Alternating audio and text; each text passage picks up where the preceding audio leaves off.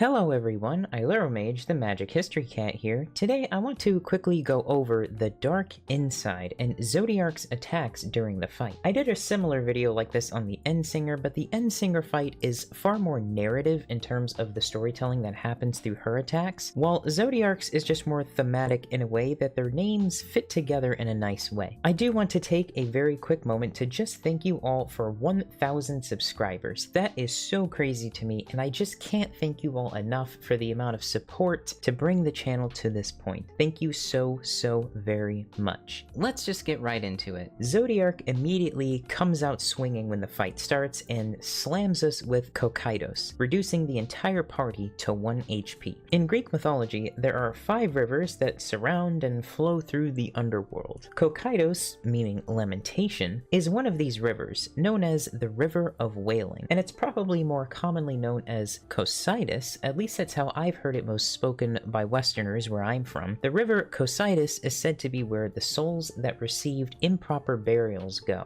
and that it is a dark, depressing, and icy cold river. Exoterikos is where Zodiark conjures energy on the side of the stage, showing a pattern of a triangle or square firing a blast indicated by the shape. Let's actually break this and esoteric down together, as Zodiark also uses an attack called Triple Esoteric Ray, where he fires 3 lasers in a specific order. Exo in Greek means outer or outside, just as we refer to insects having exoskeletons in English. That is where we get this term from. And eso means inside or within, and esoteric comes from esoterikos. In terms of philosophy, within ancient Greek discussion, something that was esoteric is something that was more insider knowledge or knowledge shared within specific groups or circles. This could be used to describe something secret, but it also describes information that is just so incredibly specific or niche that only a specific group of people can make sense of it. In the modern day, it's kind of like astrophysicists and rocket scientists talking about the math involved in their field. It's something that the general layperson would have a very hard time understanding. So deeper philosophical concepts could be considered esoteric because of how difficult they could be to grasp. Something that is exoteric is public information or information that is very easy to understand and participate in. Public lectures, religious gatherings, and debate are all considered exoteric. To just briefly jump ahead real quick, all the way in Phase 2, Zodiark will use Trimorphos Exoterikos, in which he does the same thing with the square and triangles, but 3 times, and Trimorphos just means 3 forms. Part of me wonders why they didn't name the other attack Trimorphos Esoterikos, but maybe they would have visually looked too similar as words and caused some confusion. Ania is this trial's standard tank buster that you see in pretty much every trial in this game. In Greek mythology, Ania is a spirit who mostly represents sorrow and distress. She is actually one of 3 spirits called the Algia that personify negative emotions and feelings. The other 2 being Lippe, who mostly represents pain, and Akis, who mostly represents anguish. The Algia are the daughters of Eris, the goddess of strife, and they collectively have a long list of ties and relations to various other deities, many of which personify things such as lying, anger, ignorance, and so on. A stark contrast to the Algia were the Charities, which are personifications of good emotions or feelings. These 3 charities are named